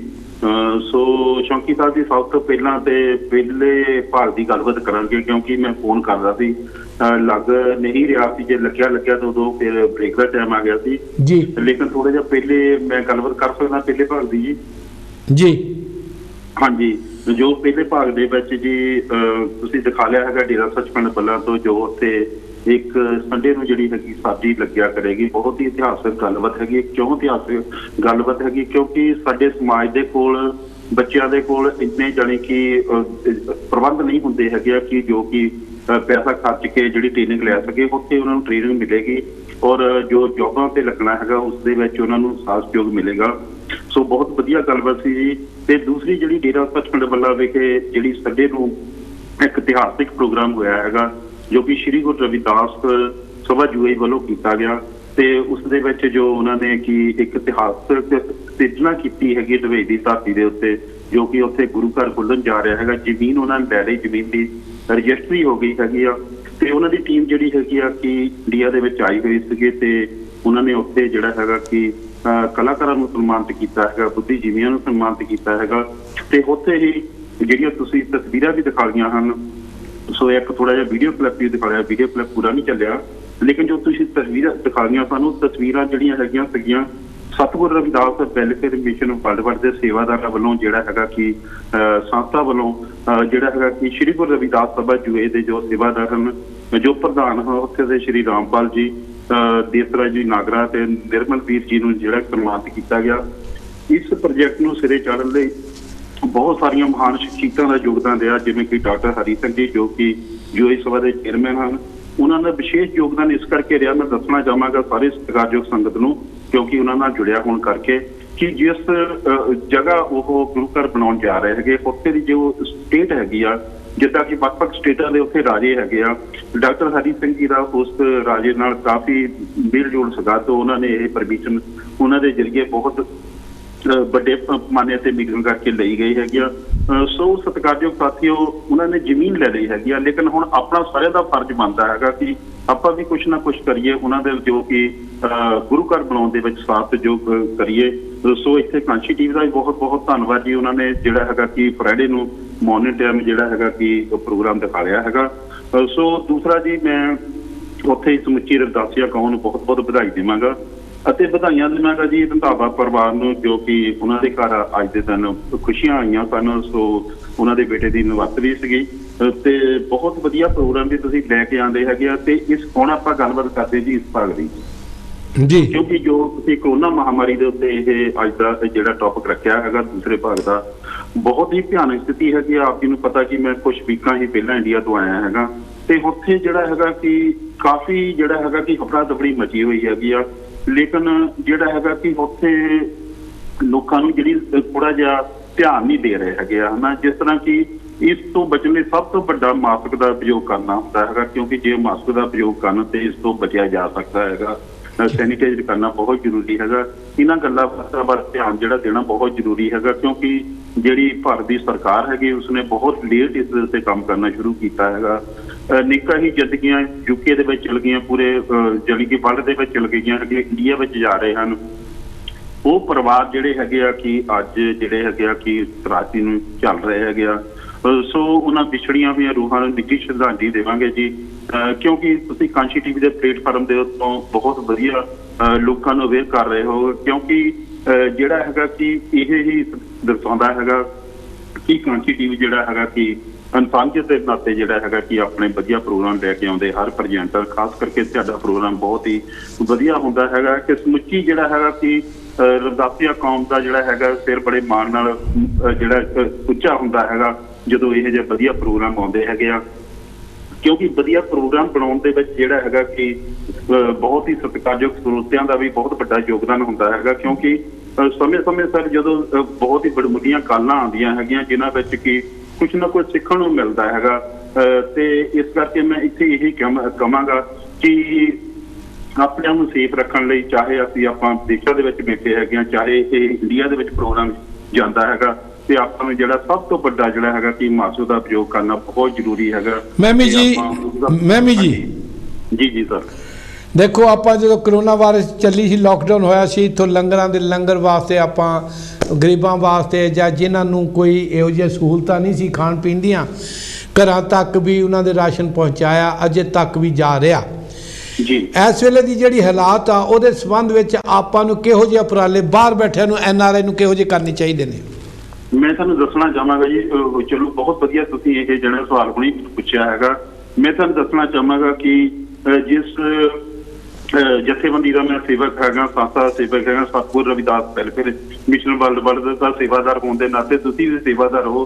ਅਸੀਂ ਜਿਹੜਾ ਹੈਗਾ ਕਿ ਅਗਲੀ ਵੀਕ ਹੀ ਜਿਹੜਾ ਇਸ ਵੀਕ ਦੇ ਵਿੱਚ ਹੀ ਜਿਹੜਾ ਹੈਗਾ ਕਿ ਮਾਸਕ ਔਰ ਸੈਨੀਟਾਈਜ਼ਰ ਜਿਹੜੇ ਹੈਗੇ ਆ ਕਿ ਸੰਸਥਾ ਦੇ ਨੂੰ ਵੰਡਣ ਜਾ ਰਹੇ ਹੈਗੇ ਆ। ਉਸ ਦੇ ਨਾਲ ਹੀ ਆਕਸੀਜਨ ਦਾ ਵੀ ਜਿਹੜਾ ਹੈਗਾ ਪ੍ਰਬੰਧ ਕੀਤਾ ਜਾਵੇਗਾ। ਸੋ ਇਹ ਜਿਹੀਆਂ ਸੇਵਾਵਾਂ ਜਿਹੜੀਆਂ ਹੈਗੀਆਂ ਕਿ ਮੈਂ ਚਾਹਾਂਗਾ ਕਾਂਸ਼ੀ ਟੀਵੀ ਦੇ ਪਲੇਟਫਾਰਮ ਦੇ ਉੱਤੋਂ ਵੀ, ਕਿਉਂਕਿ ਅਸੀਂ ਵੀ ਕਾਂਸ਼ੀ ਟੀਵੀ ਨਾਲ ਜੁੜੇ ਹੋਏ ਹੈਗੇ ਆ, ਕਾਂਸ਼ੀ ਟੀਵੀ ਦੇ ਪਲੇਟਫਾਰਮ ਦੇ ਉੱਤੋਂ ਵੀ ਬੜੀ ਮੁੱਢੀਆਂ ਸੇਵਾਵਾਂ ਹਮੇਸ਼ਾ ਚੱਲਦੀਆਂ ਰਹਿੰਦੀਆਂ ਹੈਗੀਆਂ, ਔਰ ਸਾਰੀਆਂ ਹੀ ਜੋ ਸਤਿਕਾਰਯੋਗ ਰੂਹਾਂ ਹਨ ਉਹਨਾਂ ਨੂੰ ਇਹਨਾਂ ਪ੍ਰੋਜੈਕਟਾਂ ਵਿੱਚ ਹਿੱਸਾ ਲੈਣਾ ਚਾਹੀਦਾ ਹੈਗਾ, ਕਿਉਂਕਿ ਇਸ ਟਾਈਮ ਆਕਸੀਜਨ ਦੀ ਬਹੁਤ ਜਿਹੜੀ ਹੈਗੀ ਆ ਕਿ ਕਿੱਲਤ ਉੱਤੇ ਮਹਿਸੂਸ ਹੋ ਰਹੀ ਹੈਗੀ ਆ, ਬਹੁਤ ਹੀ ਜਾਨਾਂ ਜਾ ਰਹੀਆਂ ਹੈਗੀਆਂ। ਇਸ ਕਰਕੇ ਜਿਹੜਾ ਹੈਗਾ ਕਿ ਆਪਾਂ ਸਾਰਿਆਂ ਨੂੰ ਜਿਹੜਾ ਹੈਗਾ ਇਸ ਦੇ ਉੱਤੇ ਵਰਕ ਕਰਨਾ ਬਹੁਤ ਜ਼ਰੂਰੀ ਹੈਗਾ। ਚੌਂਕੀਦਾਰ ਜੀ ਧੰਨਵਾਦ ਵੀਰ ਜੀ, ਬਹੁਤ ਬਹੁਤ ਮਿਹਰਬਾਨੀ, ਬਹੁਤ ਬਹੁਤ ਮਿਹਰਬਾਨੀ। ਆਪ ਜੀ ਦਾ ਬਹੁਤ ਬਹੁਤ ਧੰਨਵਾਦ ਜੀ, ਜੋ ਤੁਸੀਂ ਜਿਹੜੀ ਮਾਨਸਾ ਦੀ ਭਲਾਈ ਦਾ ਇਹ ਬੜਮੁੱਲਾ ਕੰਮ ਕਰ ਰਹੇ ਹੋ। ਕਾਂਸ਼ੀ ਟੀਵੀ ਦੀ ਮੈਨੇਜਮੈਂਟ ਦਾ ਬਹੁਤ ਬਹੁਤ ਧੰਨਵਾਦ ਜੀ। ਜੈ ਗੁਰਦੇਵ ਜੀ, ਧੰਨ ਗੁਰਦੇਵ ਜੀ। ਹਾਂਜੀ ਪਿਆਰਿਓ, ਦੇਖੋ ਆ ਜਿਹੜਾ ਆਪਾਂ ਨੂੰ ਸਟੇਜ ਮਿਲੀ ਆ ਜਾਂ ਮੌਕਾ ਮਿਲਿਆ ਜੀ, ਇਸ ਤੁਹਾਡੇ ਸਹਿਯੋਗ ਦੇ ਨਾਲ ਹਰ ਜਗ੍ਹਾ ਦੇ ਉੱਤੇ ਹਾਜ਼ਰ ਹੋਈਦਾ ਹੁੰਦੇ ਵੀ ਆ। ਸੋ ਦੁਪਹਿਰੇ ਵੀ ਜਿਵੇਂ ਕਿ ਵੀਰ ਜੀ ਨੂੰ ਪਤਾ ਵੀ ਉੱਥੇ ਸਾਡੇ ਵੀ ਅੰਮ੍ਰਿਤਬਾਣੀ ਸੈਂਟਰ ਵਿੱਚ ਸੰਗਤਾਂ ਨੇ ਉਪਰਾਲਾ ਕੀਤਾ, ਕੋਸ਼ਿਸ਼ ਹੋਣੀ ਚਾਹੀਦੀ ਹੈ ਜੀ, ਕੋਸ਼ਿਸ਼ ਹੋਣੀ ਚਾਹੀਦੀ, ਜ਼ਰੂਰ ਕੋਸ਼ਿਸ਼ ਹੋਣੀ ਚਾਹੀਦੀ ਵੀ ਕਿਤੇ ਨਾ ਕਿਤੇ ਅਸੀਂ ਕਿਸੇ ਦੇ ਕੀ ਮਾਨਵਤਾ ਦੇ ਵਿੱਚ ਕੋਈ ਯੋਗਦਾਨ ਪਾ ਸਕੀਏ, ਦੁੱਖ ਵਿੱਚ ਕਿਸੇ ਦੇ ਦੁੱਖ ਵਿੱਚ ਸ਼ਾਮਲ ਹੋ ਸਕੀਏ, ਕਿਉਂਕਿ ਇਹੋ ਹੀ ਸਭ ਤੋਂ ਵੱਡਾ ਭਲਾ ਪੁੰਨ ਦਾਨ ਦੁਨੀਆ ਦੇ ਵਿੱਚ ਇਹੀ ਹੈ, ਕਿਸੇ ਲੋੜਵੰਦ ਦੇ ਨਾਲ ਖੜੇ ਹੋਣਾ ਜੀ। ਉਹੀ ਆਪਣੇ ਵੱਲ ਆ ਰਿਹਾ ਜੋ ਸਾਡੇ ਵੀਰ ਜੀ ਦੱਸ ਕੇ ਗਏ, ਆਪਾਂ ਨੂੰ ਪੁੱਛ ਰਹੇ ਕਿ ਕਿੱਦਾਂ ਦੀਆਂ ਸੇਵਾਵਾਂ ਹੋਣੀਆਂ ਚਾਹੀਦੀਆਂ ਜੀ। ਤੇ ਮੈਂ ਆਪਣੇ ਮਾਧਿਅਮ ਰਾਹੀਂ ਸੰਗਤਾਂ ਨੂੰ ਦੱਸਣਾ ਚਾਹੁੰਦਾ ਕਿ ਅੱਜ ਅਸੀਂ ਅੰਮ੍ਰਿਤਬਾਣੀ ਸੈਂਟਰ ਵੱਲੋਂ ਜੀ ਜਿਹੜੀ ਮਾਸਕਾਂ ਦੀ ਸੇਵਾ ਆ ਉਹ ਸ਼ੁਰੂ ਕਰਨ ਜਾ ਰਹੇ ਆ ਜੀ ਜੀ। ਤੇ ਜਿਹੜਾ ਆਪਾਂ ਕਹਿ ਰਹੇ ਸੀ ਵੀ ਹੱਲ ਇਹਦਾ ਕੀ ਹੋਣਾ ਚਾਹੀਦਾ, ਠੀਕ। ਤੇ ਜਦੋਂ ਹੁਣ ਆਪਾਂ ਕਰ ਦਈਏ ਕਿ ਪਹਿਲਾਂ ਜਿਹੜਾ ਸਾਡੀ ਇੰਡੀਅਨ ਗਵਰਨਮੈਂਟ ਨੂੰ ਜੋ ਕਰਨਾ ਚਾਹੀਦਾ ਸੀ ਕਿ ਆਕਸੀਜਨ ਦੇ ਪਲਾਂਟ ਲਾਉਣ ਜਾਂ ਕਿ ਜੋਬਾਂ ਪ੍ਰਬੰਧ ਕਰਨ ਜਿਹੜੇ ਵੀ ਸਾਡੇ ਲੋਕ ਹੋ ਸਕੇ, ਕਿ ਉਹਨੇ ਕੀ ਕੀਤਾ 300 ਕਰੋੜ ਰੁਪਈਆ ਲਾ ਕੇ ਸਰਦਾਰ ਪਟੇਲ ਜੀ ਦਾ ਬੁੱਤ ਖੜਾ ਕਰ ਦਿੱਤਾ ਜੀ। ਤੇ ਉਹ ਜਿਹੜਾ ਕਿ ਪੈਸਾ ਹੋਰ ਚੀਜ਼ ਵੱਲ ਲੱਗਦਾ ਕਿ ਸਾਡੇ ਜਿਹੜੇ ਲੋਕ ਆ ਉਹਨਾਂ ਦੇ ਕੰਮ ਆ ਸਕਦਾ, ਜੋ ਕਿ ਹੁਣ ਪ੍ਰੋਬਲਮ ਪੈ ਰਹੀਆਂ ਇਹ ਸ਼ਾਇਦ ਨਾ ਆਉਂਦੀਆਂ। ਦੇਖੋ ਅਸੀਂ ਕਿਸੇ ਧਰਮ ਨੂੰ ਸਾਰਿਆਂ ਦੇ ਧਰਮ ਦਾ ਸਤਿਕਾਰ ਕਰਦੇ ਹਾਂ, ਮੈਂ ਇੱਥੇ ਮੈਂ ਕੰਨਾਂ ਨੂੰ ਹੱਥ ਲਾ ਕੇ ਕਹਿੰਦਾ ਮੈਂ ਸਤਿਕਾਰ ਕਰਦਾ। ਆ ਜਿਹੜਾ ਹੁਣ ਕੁੰਭ ਦਾ ਮੇਲਾ ਸੀ ਅੱਗੇ ਪਿੱਛੇ ਕੀਤਾ ਜਾ ਸਕਦਾ, ਤਕਰੀਬਨ 4200 ਕਰੋੜ ਇੱਥੇ ਖਰਚ ਆਇਆ ਜੀ। ਜ਼ਰੂਰ ਕੀਤਾ ਜਾ ਸਕਦਾ ਸੀ, ਇਹ 4200 ਕਰੋੜ ਦੀ ਜਗ੍ਹਾ ਜੇ ਅੱਧਾ ਵੀ ਪੈਸਾ ਸੰਗਤ ਤੇ ਲੱਗ ਜਾਂਦਾ ਇਹਦੇ ਲੱਗ, ਕਿਉਂਕਿ ਮੈਂ ਸੋਸ਼ਲ ਮੀਡੀਆ 'ਤੇ ਦੇਖਿਆ ਕਿ ਇੰਨਾ ਕਰੋੜ ਰੁਪਈਆ ਉੱਥੇ ਲੱਗ ਚੁੱਕਾ ਜੀ। ਠੀਕ ਹੈ ਨਾ। ਫਿਰ ਦੇਖੋ ਵੀ ਫਿਰ ਆ ਜੁੜ ਕੇ ਬੇਨਤੀ ਹੈ, ਜਿੱਦਾਂ ਕਿ ਦੇਖੋ ਆ ਗੁਰੂ ਘਰਾਂ 'ਚੋਂ ਕਿੰਨਾ ਲੰਗਰ ਜਾ ਰਿਹਾ, ਗੁਰੂ ਘਰਾਂ 'ਚ ਦਵਾਈਆਂ ਜਾ ਰਹੀਆਂ, ਗੁਰੂ ਘਰਾਂ 'ਚ ਇਸੇ ਤਰੀਕੇ ਨਾਲ ਮੰਦਿਰਾਂ 'ਚ ਵੀ ਬਹੁਤ ਕੁਝ ਪਿਆ ਜੀ, ਮੰਦਿਰਾਂ 'ਚ ਪੈਸਾ ਵੀ ਪਿਆ। ਆਓ ਜਿੰਨਾ ਇਹ ਗੋਲਕ ਹੈ ਅੱਜ ਗਰੀਬਾਂ ਦੇ ਭਲੇ ਦੀ ਖੋਲ੍ਹ ਦੇਣੀਆਂ ਚਾਹੀਦੀਆਂ। ਕਿਤੇ ਵੀ ਆ ਗੋਲਕਾਂ, ਕਿਤੇ ਮੰਦਿਰ 'ਚ ਆ, ਕਿਤੇ ਮਸੀਤਾਂ ਵਿੱਚ ਆ, ਉਹ ਵੀ ਜਿੱਥੇ ਜਿੱਥੇ ਵੀ ਆ ਸਾਨੂੰ ਰਲ ਮਿਲ ਕੇ ਅੱਜ ਮਾਨਵਤਾ ਦੇ ਭਲੇ ਵਾਸਤੇ ਕੰਮ ਕਰਨੇ ਚਾਹੀਦੇ ਆ, ਤਾਂ ਕਿ ਕਿਸੇ ਦੀ ਜਾਨ ਬਚ ਸਕੇ। ਜਿਹਦੀ ਜਾਨ ਬਚਾਵਾਂਗੇ ਉਹਦੇ ਮਗਰ ਉਹਦੇ ਬੱਚੇ ਨੇ, ਉਹਦੇ ਭੈਣਾਂ ਭਰਾ ਨੇ, ਉਹਦੇ ਰਿਸ਼ਤੇਦਾਰ ਨੇ, ਉਹਦੀ ਵੀ ਕਿਸੇ ਨੂੰ ਲੋੜ ਆ। ਜਿਹੜਾ ਦੁਨੀਆ ਛੱਡ ਕੇ ਜਾ ਰਿਹਾ ਉਹਦੀ ਵੀ, ਉਹਨੂੰ ਵੀ ਆਪਣੀ ਜਾਨ ਦੀ ਲੋੜ ਆ। ਉਹਦੀ ਵੀ ਉਹਦੇ ਸਮਾਜ ਨੂੰ, ਉਹਦੇ ਬੱਚਿਆਂ ਨੂੰ, ਉਹਦੇ ਪਰਿਵਾਰ ਨੂੰ ਲੋੜ ਹੈ। ਆਓ ਅਸੀਂ ਉਹਦੇ ਪਰਿਵਾਰਾਂ ਨੂੰ, ਜਿਨ੍ਹਾਂ ਪਰਿਵਾਰਾਂ 'ਚੋਂ ਇਹੋ ਜਿਹੀ ਮਹਾਮਾਰੀ ਨੇ ਬਹੁਤ ਹੀ ਭਿਆਨਕ ਰੂਪ ਧਾਰਨ ਕੀਤਾ ਆ, ਪਰਿਵਾਰਾਂ ਦੇ ਪਰਿਵਾਰ ਜਾ ਰਹੇ ਨੇ। ਜੈ ਗੁਰਦੇਵ ਜੀ। ਜੈ ਗੁਰਦੇਵ ਜੀ। ਸ਼ੰਕਰ ਜੀ। ਹਾਂਜੀ ਹਰਬੰਸ ਜੀ। ਹਾਂਜੀ ਜੀ ਆਨ ਜੀ। ਹਾਂ, ਤੁਹਾਡਾ ਪ੍ਰੋਗਰਾਮ ਸੁਣ ਰਹੇ ਹਾਂ, ਬੜਾ ਅੱਛੇ ਤਰੀਕੇ ਨਾਲ ਤੁਸੀਂ ਪੇਸ਼ ਕਰ ਰਹੇ ਹੋ ਜੀ। ਗੱਲਾਂ ਤਾਂ ਬਹੁਤ ਕਰਨ ਵਾਲੀਆਂ ਜੀ। ਭਿਆਨਕ ਅਵਸਥਾ ਹੈ ਹਿੰਦੁਸਤਾਨ ਦੇ ਵਿੱਚ ਜੀ। ਪ੍ਰੋਬਲਮ ਇਹ ਹੈ ਕਿ ਜਿਹੜੀ ਹੈ ਨਾ, ਤੁਸੀਂ ਗੱਲਾਂ ਕੁੰਭ ਦੀ ਕੀਤੀ ਹੈ ਜਾਂ ਹੋਰ ਕੀਤੀ ਹੈ, ਇਹ ਸਾਰਾ ਧਰਮ ਦੇ ਉੱਤੇ ਬੇਸ ਕਰਦਾ ਹੈ। ਸਾਡੀ ਜਿਹੜੀ ਗਵਰਨਮੈਂਟ ਆ ਉਹ ਧਰਮ ਵੱਲ ਜ਼ਿਆਦਾ ਧਿਆਨ ਦਿੰਦੀ ਆ ਜੀ, ਸਮਾਜਿਕ ਵਿਸ਼ਾ ਵੱਲ ਘੱਟ ਧਿਆਨ ਦਿੰਦੀ ਹੈ ਜੀ। ਕਿਉਂਕਿ ਉਹਦੀ ਵਜ੍ਹਾ ਇਹ ਆ ਕਿ ਧਰਮ ਨੇ ਉੱਥੇ ਜਾਤ ਪਾਤ ਕ੍ਰੀਏਟ ਕੀਤੀ ਔਰ ਸੋਸਾਇਟੀ ਨੂੰ ਡਿਵਾਈਡ ਕਰ ਦਿੱਤਾ ਜੀ। ਹੁਣ ਜਿਹੜੇ ਬਰਸਦੇ ਇਕਦਾਰ ਬੰਦੇ ਆ ਉਹ ਹੀ ਗਵਰਨਮੈਂਟ ਚਲਾਉਂਦੇ ਆ ਔਰ ਗਵਰਨਮੈਂਟ ਉਹਨਾਂ ਦੇ ਕੰਮ ਕਰਦੀ ਹੈ ਜੀ। ਇਸ ਕਰਕੇ ਜਿਹੜੀ ਤੁਸੀਂ ਗੱਲ ਕਰ ਰਹੇ ਨਾ, ਉਹ ਹੋਣ ਵਾਲੀ ਨਹੀਂ ਹੈ। ਠੀਕ ਦੇਖੋ ਨਾ, ਇੱਥੇ ਤੁਸੀਂ ਸੋਸ਼ਲ ਸਿਕਿਉਰਿਟੀ ਦੀ ਗੱਲ ਕੀਤੀ, NHS ਦੀ ਗੱਲ ਕੀਤੀ, ਐਜੂਕੇਸ਼ਨ ਦੀ ਗੱਲ ਕੀਤੀ ਜੀ। ਇਹ ਕਿਸੇ ਬੰਦੇ ਨੇ ਸੋਚਿਆ ਕਿ ਇਨਸਾਨੀਅਤ ਦੇ ਤੌਰ ਤੇ ਸਾਨੂੰ ਇਹ ਕੰਮ ਕਰਨੇ ਚਾਹੀਦੇ ਆ। ਸੈਕੰਡ ਵਰਲਡ ਵਾਰ ਤੋਂ ਬਾਅਦ ਜੋ ਇਹਨਾਂ ਦੀ ਹਾਲਤ ਹੋਈ ਆ, ਉਹ ਤੇ ਸੁਧਾਰ ਕਿੱਦਾਂ ਲਿਆਂਦਾ ਜਾਵੇ। ਤੁਹਾਡੇ ਬੜੀ ਦੂਰਦੇਸ਼ੀ ਨੇ ਇੱਕ ਚੀਜ਼ ਪੈਦਾ ਕੀਤੀ ਹੈ ਔਰ ਕੀਤੀ ਵੀ ਕਿਸੇ ਅਮੀਰ ਬੰਦੇ ਨੇ ਜੀ। ਅਮੀਰ ਬੰਦਾ ਲੇਬਰ ਪਾਰਟੀ ਦਾ ਮਿਨਿਸਟਰ ਬਣਿਆ ਜੀ, ਜਿਹਦਾ ਬਾਪ ਭਾਰਤ ਦੇ ਵਿੱਚ ਹਾਈ ਕੋਰਟ ਦਾ ਜੱਜ ਸੀ ਜੀ। ਉਸਨੇ ਇਹ ਮਹਿਸੂਸ ਕੀਤਾ ਕਿ ਇਹ ਚੀਜ਼ ਹੋਣੀ ਚਾਹੀਦੀ ਹੈ ਕਿ ਕਾਮਨ ਬੰਦੇ ਨੂੰ ਦੁੱਖ ਨਹੀਂ ਹੋਣਾ ਚਾਹੀਦਾ, ਉਹਦੇ ਕਿੱਦਾਂ ਸੁਧਾਰ ਲਿਆਂਦਾ, ਉਹਦੇ ਲਾਈਫ ਨੂੰ ਕਿੱਦਾਂ ਬਿਹਤਰ ਬਣਾਇਆ ਜਾਵੇ ਜੀ। ਜਿੰਨਾ ਚੱਕਰ ਇਹ ਚੀਜ਼ ਗਵਰਨਮੈਂਟ ਦੇ ਜਿਹੜੇ ਮਿਨਿਸਟਰ ਜਾਂ ਪਾਰਟੀਆਂ ਜਿਹੜੀਆਂ ਪਾਵਰ 'ਚ ਆਉਂਦੀਆਂ ਉਹ ਮਹਿਸੂਸ ਨਹੀਂ ਕਰਦੀਆਂ, ਇਹ ਗੱਲ ਹੋਣ ਵਾਲੀ ਨਹੀਂ। ਔਰ ਸਾਡੇ ਲੋਕਾਂ ਦਾ ਇਹ ਪੱਕੇ ਤੌਰ ਤੇ ਇਰਾਦਾ ਹੋਣਾ ਚਾਹੀਦਾ ਕਿ ਅਸੀਂ ਗਵਰਨਮੈਂਟ ਨੂੰ ਮਜਬੂਰ ਕਰੀਏ ਕਿ ਇਹ ਚੀਜ਼ਾਂ ਕਰਨ। ਜਿੰਨਾ ਚੱਕਰ ਅਸੀਂ ਇਹ ਪਾਵਰ ਆਪਣੇ ਹੱਥ 'ਚ ਨਹੀਂ ਲੈਂਦੇ ਜਾਂ ਕ੍ਰੀਏਟ ਨਹੀਂ ਕਰਦੇ, ਉਹਨਾਂ ਚੱਕਰ ਇਹ ਤਬਦੀਲੀ ਆਉਣ ਵਾਲੀ ਨਹੀਂ ਹੈ।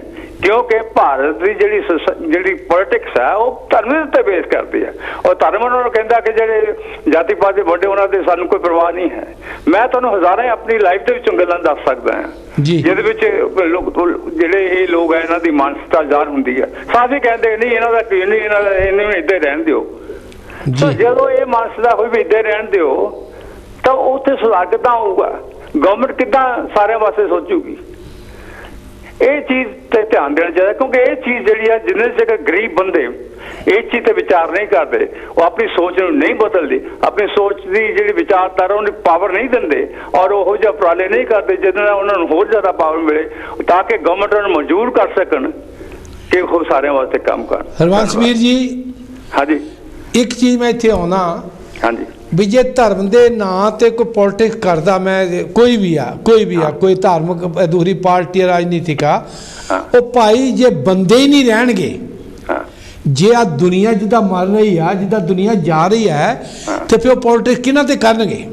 ਦੇਖੋ ਇਹ ਗੱਲ ਤੁਹਾਡੀ ਬਹੁਤ ਹੀ ਜਿਹੜਾ ਪੁਆਇੰਟ ਤੁਸੀਂ ਬੜਾ ਲੌਜੀਕਲ ਪੁਆਇੰਟ ਦਿੱਤਾ ਹੈ, ਇਹ ਤੁਹਾਡਾ ਪੁਆਇੰਟ ਬੜਾ ਲੌਜੀਕਲ ਹੈ ਜੀ। ਲੇਕਿਨ ਸਵਾਲ ਇਹ ਪੈਦਾ ਹੁੰਦਾ ਆ ਕਿ ਜੇ ਬੰਦੇ ਉਹ ਇਹ ਸਮਝਦੇ ਕਿ ਸਾਡਾ 135 ਕਰੋੜ ਬੰਦਾ ਹੈ ਜੀ, ਉਹ ਜਦੋਂ 5 ਕਰੋੜ ਬੰਦੇ ਮਰ ਵੀ ਗਏ ਤੇ ਸਾਨੂੰ ਕੋਈ ਉਹਦਾ ਫਰਕ ਹੀ ਨਹੀਂ ਪੈਣਾ। ਦੂਜੀ ਗੱਲ ਹੈ, ਸਾਨੂੰ 5 ਕਰੋੜ ਬੰਦੇ ਦੀ ਜਿਹੜੀ ਪ੍ਰੋਬਲਮ ਸੋਲਵ ਕਰਨ ਦੀ ਲੋੜ ਨਹੀਂ ਪਏਗੀ। ਜੇ ਇਹ ਵਿਚਾਰਧਾਰਾ ਆ ਤਾਂ ਫਿਰ ਤੁਸੀਂ ਅੰਦਾਜ਼ਾ ਲਾਓ ਕਿ ਜਿਹੜਾ ਸਵਾਲ ਤੁਸੀਂ ਕੀਤਾ ਉਹ ਕਿੰਨਾ ਕੁ ਮਤਲਬ ਉਹਦੇ ਵਾਸਤੇ ਉਹ ਮਹਿਸੂਸ ਕਰਨਗੇ। ਇਸ ਕਰਕੇ ਜਿਹੜੇ ਵੀ ਗਰੀਬ ਲੋਕ ਆ ਜਾਂ ਜਿਹੜੇ ਦੁਖੀ ਲੋਕ ਆ ਉਹਨਾਂ ਨੂੰ ਆਪ ਦੇ ਤੇ ਜਿਨ ਕਹਿੰਦੇ ਸੈਲਫ ਰਿਲਾਇੰਟ ਹੋਣਾ, ਅੰਗਰੇਜ਼ੀ ਨਿਰਭਰ ਹੋਣਾ, ਆਪਣੇ ਆਪ ਤੇ ਨਿਰਭਰ ਹੋਣਾ, ਉਹ ਹੋਣਾ ਪਏਗਾ। ਜੇ ਉਹ ਨਹੀਂ ਹੁੰਦੇ ਤੇ ਸਾਰੀ ਉਮਰ ਤੁਸੀਂ ਜਿੰਨਾ ਮਰਜ਼ੀ ਸ਼ਿਕਾਇਤਾਂ ਕਰੀ ਜਾਓ, ਜਿੰਨੀ ਮਰਜ਼ੀ ਗਵਰਨਮੈਂਟ ਦੀ ਬਰਖੂਬੀ ਕਰੋ, ਉਹ ਹੋਣ ਵਾਲੀ ਨਹੀਂ। ਕਿਉਂਕਿ ਤੁਹਾਡੇ ਪੋਲੀਟੀਸ਼ੀਅਨ ਜਿਹੜੇ ਆ ਉਹ ਉਹਨਾਂ ਨੇ ਜੌਬ ਬਣਾ ਲਈ ਆਪਣੀ ਜੀ, ਉਹਨੇ ਸਮਾਜ ਸੇਵਾ ਦੀ ਗੱਲ ਨਹੀਂ ਹੈ। ਹੁਣ ਡੈਮੋਕ੍ਰੇਸੀ ਹੈ, ਡੈਮੋਕ੍ਰੇਸੀ ਦਾ ਮਤਲਬ ਇਹ ਲੋਕਾਂ ਦੀ ਗਵਰਨਮੈਂਟ, ਲੋਕਾਂ ਦਾ ਰਾਜ, ਲੋਕਾਂ ਵਾਸਤੇ ਰਾਜ। ਲੇਕਿਨ ਕਿਆ ਉਹ ਡੈਮੋਕ੍ਰੇਸੀ ਸਿਸਟਮ ਦੇ ਵਿੱਚੋਂ ਗਵਰਨਮੈਂਟ ਬਣਦੀ ਆ, ਲੋਕਾਂ ਦੇ ਫਾਇਦੇ ਵਾਲੇ ਕੰਮ ਕਰਦੀ ਆ ਜੀ। ਇਸ ਕਰਕੇ ਕਿਉਂਕਿ ਗਵਰਨਮੈਂਟ ਬਿਲਕੁਲ ਇਸ ਚੀਜ਼ ਤੇ ਸੋਚਣ ਨੂੰ ਤਿਆਰ ਨਹੀਂ ਹੈ।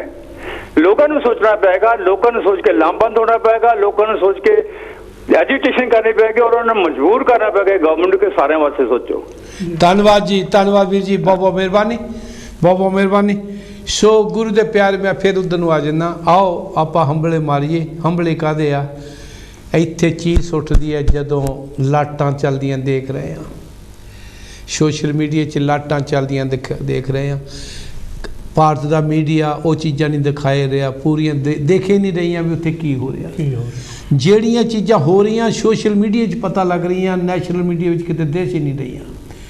ਸੋ ਰੋ ਰੋ ਕੇ ਪਿੱਟ ਕੇ ਲੋਕੀ ਦੱਸ ਰਹੇ ਆ ਵੀ ਆ ਇੱਥੇ ਆ ਹੋ ਰਿਹਾ, ਇੱਕ ਆ ਹੋ ਰਿਹਾ, ਇੱਕ ਆ। ਮੈਨੂੰ ਹੁਣੇ ਕਿਸੇ ਨੇ ਵੀਰ ਨੇ ਵੱਡੇ ਭਾਈ ਸਾਹਿਬ ਨੇ ਕਲਿੱਪ ਪਾਈ ਹੈ, ਉਹ ਇੱਕ ਬੰਦਾ ਆਪਣੀ ਮੌਤ ਦੇ ਮੂੰਹ 'ਚੋਂ ਨਿਕਲ ਕੇ ਆਪਣੀ ਸਟੋਰੀ ਦੱਸ ਰਿਹਾ ਮੇਰੇ ਨਾਲ ਕੀ ਬੀਤੀ ਹਰ ਸਾਲ ਦੇ ਵਿੱਚ। ਉਹ ਇੱਕ ਨਹੀਂ, ਦੋ ਨਹੀਂ, ਹਜ਼ਾਰਾਂ ਲੱਖਾਂ ਲੋਕਾਂ ਨੇ ਚੀਜ਼ਾਂ ਬੀਤ ਰਹੀਆਂ ਭਾਈ। ਆਪਾਂ ਹੁਣ ਇੱਕ ਦਾ ਦਰਦ ਸਮਝ ਲਈ ਤੇ ਲੱਖਾਂ ਦਾ ਦਰਦ ਆ। ਲੱਖਾਂ ਦਾ ਇੱਕ ਦਾ ਜਿਹੜਾ ਦਰਦ ਉਹ ਲੱਖਾਂ ਨੇ ਉੱਦਾਂ ਦਾ ਹੋ ਰਿਹਾ, ਲੱਖਾਂ ਨਾਲ ਹੋ ਰਿਹਾ ਜੀ, ਇੱਕ ਨਾਲ ਨਹੀਂ ਇਕੱਲੇ ਨਾਲ ਹੋ ਰਿਹਾ। ਉਹ ਇੱਕ ਬੰਦਾ ਆਪਣੀ ਕਹਾਣੀ ਸੁਣਾਉਂਦਾ ਹੋਇਆ ਉਹ ਲੱਖਾਂ ਦਾ ਦਰਦ ਸੁਣਾ ਰਿਹਾ, ਕਿਉਂਕਿ ਉਹਨਾਂ ਇਕੱਲੇ ਨਾਲ ਨਹੀਂ ਹੋ ਰਹੀ। ਉਹ ਦੱਸ ਰਿਹਾ ਕਿ ਅੰਦਰ ਜਿੰਨੀਆਂ ਲੋਕੀ ਆ ਉਹਨਾਂ ਨਾਲ ਧੱਕਾ ਹੋ ਰਿਹਾ ਜੀ। ਤੇ ਆਪਾਂ ਮੈਂ ਇੱਥੇ ਇੱਕ ਗੱਲ ਕਰਾਂ, ਇੱਕ ਪਾਸੇ ਤਾਂ ਸਾਰੇ ਧਰਮ ਕਹਿੰਦੇ ਆ ਮਾਨਵਤਾ ਦਾ ਭਲਾ ਕਰਨਾ, ਮਾਨਵਤਾ ਦਾ ਸੇਵਾ ਕਰਨੀ ਸਭ ਤੋਂ ਵੱਡਾ ਪੁੰਨ ਆ। ਤੇ ਜੇ ਉਹਨਾਂ ਨੂੰ ਉਦਗਾਹ ਹੀ ਤੋੜ ਦਿੱਤਾ ਜਾਵੇ ਤੇ ਇੱਕ ਵੱਡਾ ਪਾਪ ਨਹੀਂ। ਇਸ ਤੋਂ ਬੜਾ ਪਾਪ ਹੋਰ ਕੀ ਹੋ ਸਕਦਾ? ਨਹੀਂ, ਜਿਹਦੀ ਜਾਨ ਹੀ, ਜਿਹੜਾ ਬੰਦਾ ਇੱਕ ਪਾਸੇ ਸੇਵਾ ਕਹਿੰਦੇ ਆ ਵੀ ਬੰਦੇ ਦੀ ਸੇਵਾ ਕਰਨੀ ਚਾਹੀਦੀ ਹੈ, ਸੇਵਾ ਦੀ ਬਜਾਏ ਉਹਨੂੰ ਕੋਈ ਚੀਜ਼ ਮਿਲ ਹੀ ਨਹੀਂ ਰਹੀ, ਉਹ ਅੱਗੇ ਨੂੰ ਜਾ ਰਿਹਾ, ਆਪਣੇ ਪਰਿਵਾਰ ਨੂੰ ਛੱਡ ਕੇ ਲੱਖਾਂ ਲੋਕੀ ਜਾ ਰਹੇ ਨੇ, ਤੇ ਕਿੱਡਾ ਵੱਡਾ ਪਾਪ ਆ। ਇਸ ਸੰਬੰਧ ਵਿੱਚ ਮੇਰਾ ਭਾਈ ਛੋਟੇ ਵੀਰ ਤੂੰ ਕੀ ਕਹਿਣਾ ਚਾਹੁੰਦਾ ਪਲੀਜ਼? ਇਹਦੇ ਵਿੱਚ ਹੁਣ ਜੇ ਆਪਾਂ ਕਿਸੇ ਵੀ, ਜੇ ਮੈਂ ਉਸ ਨਾਂ ਨਹੀਂ ਲੈਣਾ ਚਾਹੁੰਦਾ, ਜੇ ਆਪਾਂ ਕਿਸੇ ਨੂੰ ਵੀ ਮੰਨਦੇ ਹਾਂ, ਜਿੱਦਾਂ ਆਪਾਂ ਕਹਿੰਦੇ ਵੀ ਨਾਜ਼ਰ ਹਾਜ਼ਰ ਰੱਖ ਕੇ, ਤਾਂ ਜਦੋਂ ਆਪਣਾ ਲਾਸਟ ਡੇ ਆ ਤਾਂ ਫਿਰ ਆਪਾਂ ਉਹਨੂੰ ਕੀ ਜਵਾਬ ਦੇਵਾਂਗੇ? ਜਦੋਂ ਉੱਥੇ ਲੇਖੇ ਹੋਣੇ ਆ, ਜਿੱਥੇ ਨਤਾਰੇ ਹੋਣੇ ਸਾਰੇ ਸਾਡੇ ਕਰਮਾਂ ਦੇ, ਪਾਪਾਂ ਦੇ, ਉੱਥੇ ਫਿਰ ਅਸੀਂ ਕੀ ਮੂੰਹ ਦਿਖਾਵਾਂਗੇ ਵੀ ਕੀ ਕਰਨਾ ਕੀ ਨਹੀਂ ਚਾਹੀਦਾ। ਤਾਂ ਫਿਰ ਹੁਣ ਜਿੱਦਾਂ ਆਪਣੇ ਕੱਲ੍ਹ ਕਲਿੱਪ ਦਿਖਾ ਰਿਹਾ ਸੀ ਮੈਂ ਕਿਹਾ ਸੋਸ਼ਲ ਮੀਡੀਆ 'ਤੇ ਕਿ ਜਦੋਂ ਕੱਲ੍ਹ ਆਪਣੇ ਪ੍ਰਧਾਨ ਮੰਤਰੀ ਨਰਿੰਦਰ ਮੋਦੀ ਜੀ ਮੱਥਾ ਟੇਕਣ ਜਾ ਰਹੇ ਗੁਰਦੁਆਰਾ ਸ਼ੀਸ਼ ਗੰਜ ਸਾਹਿਬ ਜੀ, ਤੇ ਉੱਥੇ ਜਦੋਂ ਉਹਨਾਂ ਨੇ ਕਿਸੇ ਲੇਡੀਜ਼ ਨੂੰ ਮੇਰੇ ਖਿਆਲ ਜਾਂ ਕਿੱਦਾਂ ਵੀ ਉਹ ਥੱਲੇ ਹੋਏ ਤਾਂ ਫਿਰ ਉਹਨਾਂ ਨੇ ਕੀ ਸ਼ਬਦ ਬੋਲੇ ਉਹ ਬਹੁਤ ਬਿਆਨ ਕਰਨ ਯੋਗ ਨਹੀਂ ਹੈਗੇ ਜੀ। ਤਾਂ ਫਿਰ ਤੋਂ ਬੜਾ ਅਸੀਂ ਹੋਰ ਕੀ ਕਹਿ ਸਕਦੇ ਕਿ ਇੱਕ ਪ੍ਰਧਾਨ ਮੰਤਰੀ ਨੂੰ ਦੇਸ਼ ਦੇ ਐਡੇ ਬੜੇ ਲੀਡਰ ਹੋਣ ਨੂੰ, ਤਾਂ ਫਿਰ ਉਸ ਤੋਂ ਬਾਅਦ ਐਂਡ ਹੀ ਆ। ਸੋ ਗੁਰੂ ਦੇ ਪਿਆਰਿਓ, ਆਓ ਆਪਾਂ ਕਰਨਾ ਕੰਮ, ਕਿਉਂਕਿ ਆਪਾਂ ਜੇਕਰ ਗੁਰੂ ਸਾਹਿਬਾਂ ਨੂੰ ਮੰਨਦੇ ਆ ਨਾ, ਜੇ ਆਪਾਂ ਗੁਰੂ ਸਾਹਿਬਾਂ ਦੇ ਚਰਨਾਂ 'ਚ ਲੱਗੇ ਹੋਏ ਆ, ਜੇ ਬਾਣੀ ਨੂੰ ਮੰਨਦੇ ਆ, ਕਿਸੇ ਵੀ ਧਰਮ ਨੂੰ ਮੰਨਦੇ ਆ, ਅੱਜ ਸਾਡਾ ਇਹ ਫਰਜ਼ ਜਾਗਦਾ ਹੈ, ਅੱਜ ਸਾਡੀ ਜ਼ਮੀਰ ਜਾਗਣੀ ਚਾਹੀਦੀ ਹੈ। ਕਿਸੇ ਵੀ ਦੁਖੀ ਆਦਮੀ ਨੂੰ ਦੇਖ ਕੇ ਕੋਸ਼ਿਸ਼ ਕਰੀਏ ਆਪਾਂ ਉਹਦਾ ਦੁੱਖ ਵੰਡਾਈਏ। ਮੈਂ ਫਿਰ ਬੇਨਤੀ ਕਰਦਾ, ਮੈਂ ਇੱਥੇ ਪਰਸਨਲੀ ਅਨਾਉਂਸ ਨਹੀਂ ਕਰ ਸਕਦਾ, ਨਾ ਮੈਨੂੰ ਕੋਈ ਹੱਕ ਵਾ, ਪਰ ਫਿਰ ਵੀ ਤੁਹਾਡਾ ਸਾਰਿਆਂ ਦਾ ਆਪਣਾ ਆਪਣਾ ਫਰਜ਼ ਬਣਦਾ। ਪਿੰਡਾਂ ਥਾਵਾਂ ਦੇ ਵਿੱਚ ਜਿੱਥੇ ਵੀ ਤੁਸੀਂ ਸੇਵਾ ਕਰ ਸਕਦੇ ਹੋ ਕਰਨੀ ਚਾਹੀਦੀ ਹੈ, ਡਟ ਕੇ ਕਰਨੀ ਚਾਹੀਦੀ ਹੈ। ਔਰ ਇੱਥੋਂ ਤੱਕ ਕਿ ਆਪਣੇ ਭੈਣਾਂ ਭਰਾਵਾਂ ਨੂੰ ਸੇਵਾ ਦੇ ਵਿੱਚ ਲਾਓ, ਉਹਨਾਂ ਨੂੰ ਵੀ ਕਹੋ ਵੀ ਬਚ ਕੇ ਤੇ ਜਿੰਨੀ ਕੁ ਸੇਵਾ ਹੋ ਸਕਦੀ ਹੈ ਕਰਨ ਦੀ ਕੋਸ਼ਿਸ਼ ਕਰੀਏ, ਤਾਂ ਕਿ ਜਿਹੜੇ ਇਸ ਬਿਮਾਰੀ ਦੀ ਲਪੇਟ ਵਿੱਚ ਆਏ ਹੋਏ ਨੇ ਔਰ ਉਹਨਾਂ ਦੇ ਪਰਿਵਾਰਾਂ ਦੇ ਨਾਲ ਆਪਾਂ ਦਿਲਾਸੇ ਦੇ ਤੌਰ ਤੇ ਖੜੇ ਹੋ ਸਕੀਏ। ਸੋ ਗੁਰੂ ਦੇ ਪਿਆਰਿਓ, ਮੈਂ ਫਿਰ ਬੇਨਤੀ ਕਰਦਾ ਕਿ ਪ੍ਰੋਗਰਾਮ ਭਾਵੇਂ ਸਾਡਾ ਮੈਂ ਬਣਾ ਕੇ ਤਾਂ ਹੋਰ ਪ੍ਰੋਗਰਾਮ ਲਿਆ ਸੀ, ਚਲੋ ਜਿਸ ਢੰਗ ਨਾਲ ਪ੍ਰੋਗਰਾਮ ਚੱਲ ਰਿਹਾ, ਮੈਂ ਜਿਸ ਢੰਗ ਨਾਲ ਚਾਹੁੰਦਾ, ਜਿੱਦਾਂ ਮੇਰੇ ਵੀਰ ਹਰਬੰਸ ਸਿੰਘ ਨੇ ਕਿਹਾ ਵੀ ਤੁਹਾਨੂੰ ਰਾਜ ਭਾਗ ਲੈਣਾ ਪਏਗਾ। ਮੈਂ ਇਹ ਇੱਕ ਅੱਧੇ ਘੰਟੇ ਦਾ ਟੌਪਿਕ ਨਹੀਂ ਅਮਨਦੀਪ ਜੀ, ਰਾਜ ਭਾਗ ਦਾ, ਜਾਂ ਸਤਿਗੁਰੂ ਮਹਾਂਪੁਰਸ਼ਾਂ ਦਾ, ਸਤਿਗੁਰੂ ਤੇਗ ਬਹਾਦਰ ਜੀ ਦਾ 1 ਘੰਟੇ ਦਾ ਪ੍ਰੋਗਰਾਮ ਨਹੀਂ, ਪਰ ਆਪਾਂ ਉਹਨਾਂ ਨੂੰ ਸ਼ਰਧਾ ਦੇ ਫੁੱਲ ਭੇਂਟ ਕਰਨ ਲੱਗਿਆ ਤਾਂ ਚਲੋ 5 ਮਿੰਟ 'ਚ ਹੀ ਕਰ ਦਿੰਦੇ ਆ। ਪਰ ਜਿਹੜਾ ਉਹਨਾਂ ਦਾ ਮਿਸ਼ਨ ਸੀ ਜਿਹੜੀ ਉਹਨਾਂ ਦੀ ਬਾਣੀ ਸਾਨੂੰ ਉਪਦੇਸ਼ ਦਿੰਦੀ ਹੈ, ਉਹਦੇ ਸੰਬੰਧ ਵਿੱਚ ਤਾਂ ਬਹੁਤ ਵੱਡਾ ਪ੍ਰੋਗਰਾਮ ਆ। ਹੁਣ ਰਾਜ ਭਾਗ ਦੀ ਮੇਰੇ ਵੀਰ ਨੇ ਗੱਲ ਕੀਤੀ ਹੈ, ਰਾਜ ਭਾਗ ਆਪਾਂ ਨੂੰ ਕਿੱਦਾਂ ਮਿਲੂਗਾ? ਇੱਥੇ 36 ਥਾਂ 'ਤੇ ਤਾਂ ਅਸੀਂ ਵੰਡ ਹੋਏ ਆ ਜੀ, 36 ਤਾਂ ਸਮਾਜਿਕ ਤੌਰ 'ਤੇ ਅਸੀਂ ਵੰਡ ਹੋਏ ਹਾਂ, ਧਾਰਮਿਕ ਤੌਰ 'ਤੇ ਸਾਡਾ ਏਕਾ ਨਹੀਂ, ਰਾਜਨੀਤਿਕ ਤੌਰ 'ਤੇ ਇੱਕ ਦੂਏ ਦੇ ਅਸੀਂ ਪਿੱਠ ਲਾਉਣ 'ਤੇ ਲੱਗੇ ਹੋਏ ਹਾਂ, ਇੱਕ ਦੂਏ ਨੂੰ ਬਰਦਾਸ਼ਤ ਹੀ ਨਹੀਂ ਕਰਦੇ, ਹਰ ਜਾਂਦੇ ਹਾਂ ਲੇਕਿਨ ਦੂਏ ਮੁੰਡੇ ਦਾ ਸਾਥ ਨਹੀਂ ਲਵਾਂਗੇ, ਹਰ ਜਾਵਾਂਗੇ ਤੇ ਇਹ ਵੀ ਕਾਹਦੀ ਪੋਲੀਟਿਕਸ ਆ? ਜੇ ਹਰਨ ਵਾਸਤੇ ਤੁਸੀਂ ਪੋਲੀਟਿਕਸ ਕਰਨੀ ਆ ਫਿਰ ਤੁਹਾਡੀ ਇਹ ਪੋਲੀਟਿਕਸ ਕਿਹੜੀ ਪੋਲੀਟਿਕਸ ਹੈ ਜੇ ਤੁਸੀਂ ਹਰਨ ਵਾਸਤੇ ਕਰਨੀ ਆ? ਤਾਂ ਇਹਦੇ ਸੰਬੰਧ ਵਿੱਚ ਕੀ ਹੈ ਤੁਹਾਡਾ ਵਿਚਾਰ? ਇਹਦੇ ਵਿੱਚ ਇਸ ਸੰਬੰਧ ਦੇ ਵਿੱਚ ਹੁਣ ਜੇ ਅਸੀਂ ਕਿਸੇ ਨੂੰ ਕਹਿਣ ਦਾ ਮਤਲਬ ਹਿੰਮਤ ਨਹੀਂ ਦੇਣੀ ਤਾਂ ਘੱਟੋ ਘੱਟ ਉਹਦੀਆਂ ਲੱਤਾਂ ਤਾਂ ਨਾ ਖਿੱਚੋ, ਉਹਨੂੰ ਤਾਂ ਜਾਣ ਦਿਓ, ਜਿਹੜੇ ਕੰਮ ਉਹ ਆਪਣੇ ਭਲਾਈ ਦੇ ਲਈ ਕਰ ਰਿਹਾ ਉਹਨੂੰ ਉਹ ਕਰਨ ਦਿਓ। ਹੁਣ ਜੇ ਉਹਦੇ ਵਿੱਚ ਸਾਥ ਦੇਣ ਵਾਲੇ ਘੱਟ ਹੁੰਦੇ ਆ ਤੇ ਲੱਤਾਂ ਖਿੱਚਣ ਵਾਲੇ ਜ਼ਿਆਦਾ ਹੁੰਦੇ ਆ।